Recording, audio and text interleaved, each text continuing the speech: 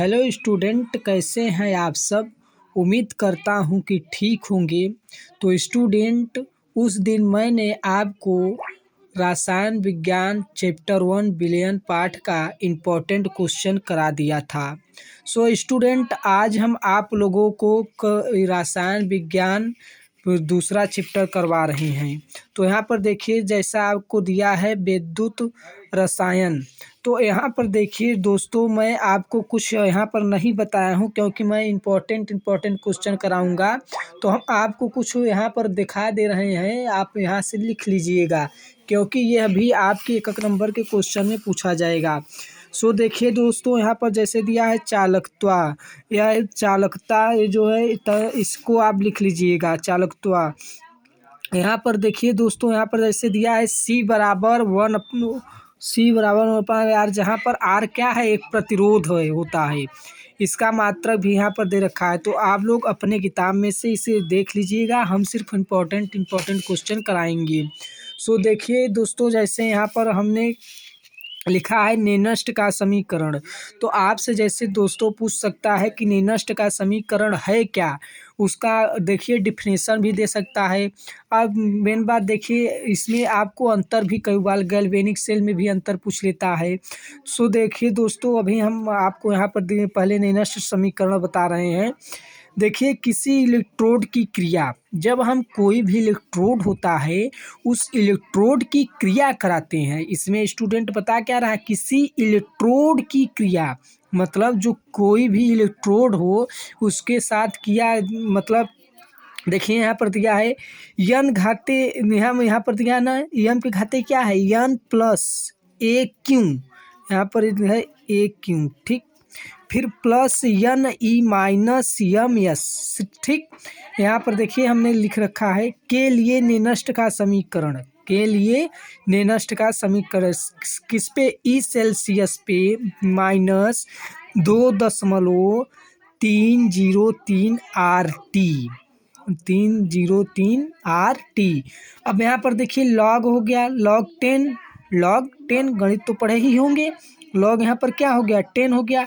अब यहाँ पर देखिए यहाँ देखिए यहाँ पर देखिए हम इसे पहले ले लेते हैं, यहाँ पर बड़ा कोष्ठक ये बंद कर देते हैं। फिर यहाँ पर देखिए m घाते n, ये देखिए दोस्तों m घाते n प्लस ए क्यू सेल्सियस पर हमने इसे ले लिया, फिर इसे हमने बंद कर लिया। ए क्यू सेल्सियस लेकर फिर हमने क्या कर दिया, इसे हमने बंद कर दिया। यहाँ पर देखिए कोष्ठक में जहाँ ई सेल्सियस इलेक्ट्रोड विभव है, ये क्या है, यहाँ पर इलेक्ट्रोड विभव है। ई सेल्सियस मानक इलेक्ट्रोड विभव होता है। क्या होता है, यह एक मानक इलेक्ट्रोड विभव होता है, अर्थात हम कह सकते हैं यह एक विभव है। यन क्या है, इलेक्ट्रोड अभिक्रियाओं में प्रयुक्त इलेक्ट्रॉनों की संख्या होती है। मतलब यन जो होता है इसमें प्रयुक्त जो इलेक्ट्रॉन होते हैं उन इलेक्ट्रॉनों की संख्या होती है। आर क्या है, गैसीय स्थिरांक है। यहाँ पर वो मत समझ लीजिए कि आर यहाँ पर प्रतिरोध है, तो यहाँ पर सी है ये प्रकाश हो गया, ये सब मत समझिए क्योंकि ये इसमें देखिए रसायन विज्ञान है। यहाँ पर आर क्या दिया है, गैस स्थिरांक दिया है। टी क्या दिया है, परम ताप, टी सेल्सियस अर्थात परम ताप, टी मतलब ताप, ऐसे याद कीजिए। एफ जो होता है फैराडे के नियम अनुसार होता है। अभी हमने वो उसमें नहीं बताया भौतिक विज्ञान में, अभी हम आपको वो भी करा देंगे। तो यहाँ पर देखिए हमने आपको एक बता दिया, आप m घाते n प्लस ए Q plus n E minus, ठीक, m फिर s। यहाँ पर देखिए हमने इसे ले लिया है, फिर यहाँ पर ई सेल्सियस पर इलेक्ट्रोड विभव लगा दिया है। फिर यहाँ पर देखिए ई सेल्सियस पर मानक इलेक्ट्रोड विभव लगाया है। फिर n इलेक्ट्रॉन अभिक्रिया में प्रयुक्त किए गए इलेक्ट्रॉनों की संख्या लगाया है। फिर इसके बाद में गैस स्थिरांक लगाया है। फिर टी परम ताप भी लगाया है, यहाँ पर स्थिरांक भी है। ठीक है दोस्तों, अब आगे हम देखते हैं कौन सा क्वेश्चन है।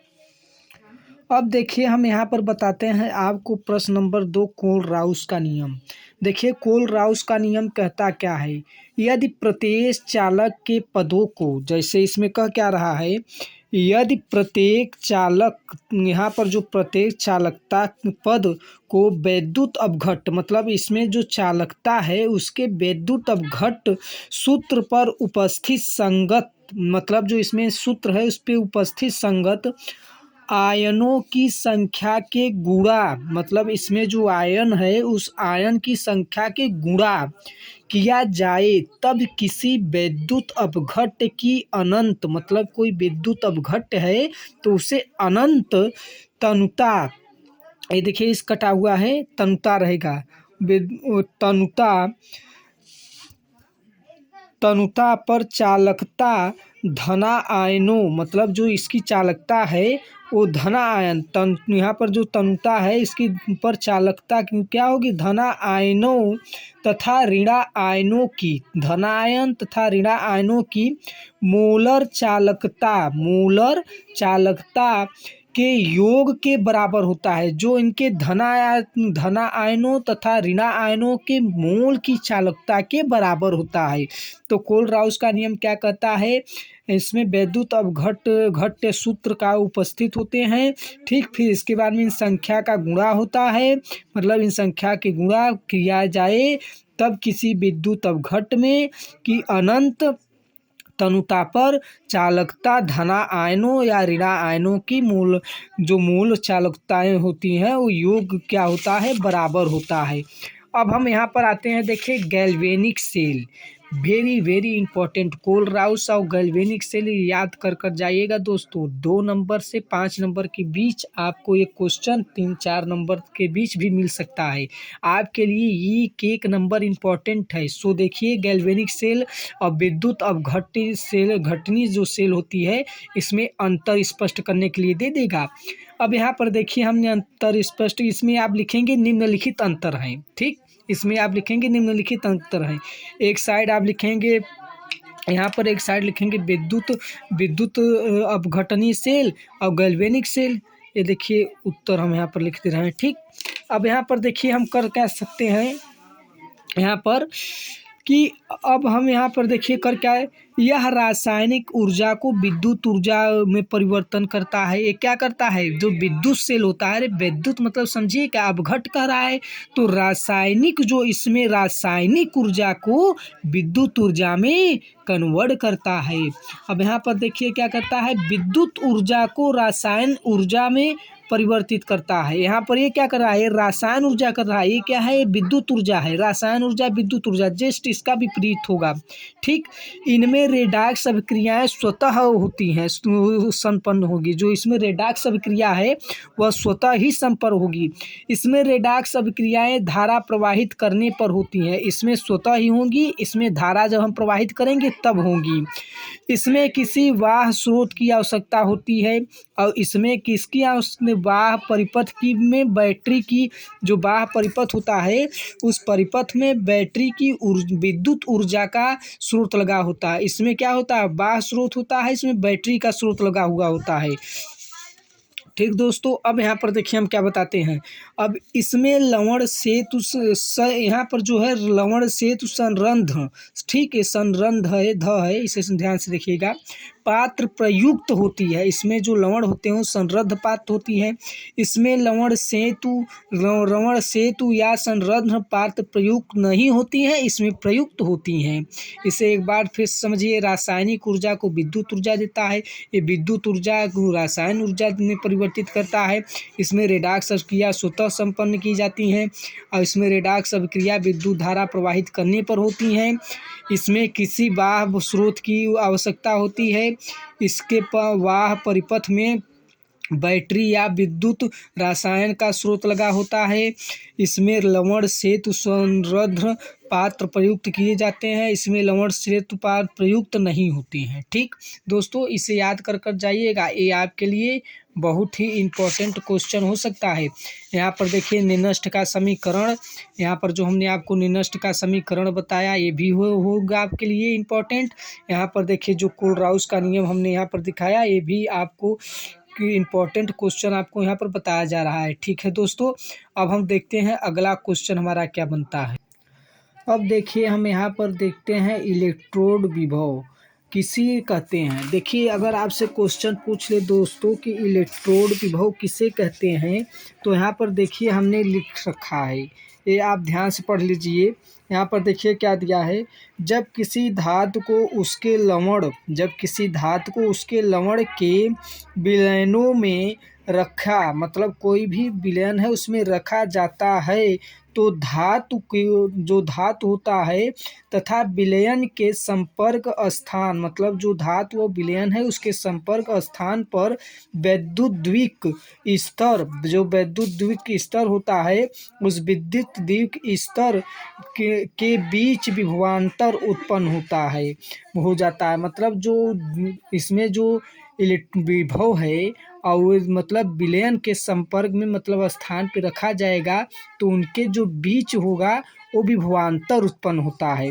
ये देखिए निम्नलिखित 3 प्रकार के होते हैं। एक होता है सुचालक, मतलब सुचालक की प्रक्रिया, ताप का प्रभाव, ठीक, सुचालक की प्रक्रिया, ताप का प्रभाव, धातु आयनों की सांद्रता, ठीक, धातु आयनों की सांद्रता। अब यहाँ पर हम देखते हैं मानक इलेक्ट्रोड विभव। यहाँ पर क्या था, ये क्वेश्चन क्या था, इलेक्ट्रोड विभव किसे कहते हैं, मानक इलेक्ट्रोड विभव कैसे कहते हैं। तो यहाँ पर देखिए किसी धातु की छड़ को 25 सेल्सियस पर एक मोलर धातु, मतलब जो 25 सेल्सियस है उस पर एक मोलर धातु आयन सांद्रता के विलयनों, मतलब जो उनका आयन सांद्रता है उनके विलयनों में दुबारे, मतलब डुबोने, यहाँ पर ये देखिए डुबोने पर, मतलब जो इन विलयन की सांद्रता है इनको डुबोने पर धातु पर विलयन के मध्य जो विभव उत्पन्न होती है, मतलब जब हम इसे डुबोएंगे किसमें, इस आयन की सांद्रता में जब हम इसे डुबोएंगे तो जो इसमें विलयन उत्पन्न होगी। अब देखिए यहाँ पर क्या दिया है, इलेक्ट्रोड विभव ई और मानक इलेक्ट्रोड विभव ई सेल्सियस में संबंध। देखिए मानक इलेक्ट्रोड विभव क्रिया क्या है, एम घाते एन प्लस, एम के ऊपर क्या है एन प्लस, फिर प्लस एन जो है एन ई माइनस, एन के ई के ऊपर क्या है माइनस का चिन्ह है, फिर यहाँ पर देखिए एम, तो ये धातु हो गया, ये आयन हो गया, और ये क्या हो गया ये आयन और धातु, ठीक। अब यहाँ पर हम देखिए क्या देखते हैं, यहाँ पर देखिए ई सेल्सियस हो गई, ठीक। यहाँ पर देखिए यहाँ पर जो है देखिए पहले यहाँ पर देखिए ई सेल्सियस हो गई, ठीक, ई सेल्सियस, फिर यहाँ पर क्या हो गया ई सेल्सियस 2303 RT अपान में एन एफ, ठीक, log 10, फिर इसके बाद में 1 अपान में एन प्लस, ठीक, समीकरण नंबर 1, जहाँ ई क्या है इलेक्ट्रोड विभव, भी में आर गैस नियतांक, अभी हमने पीछे बताया है, ठीक, जब कोलराउस का नियम और निनस्ट का समीकरण बता रहे थे, ठीक।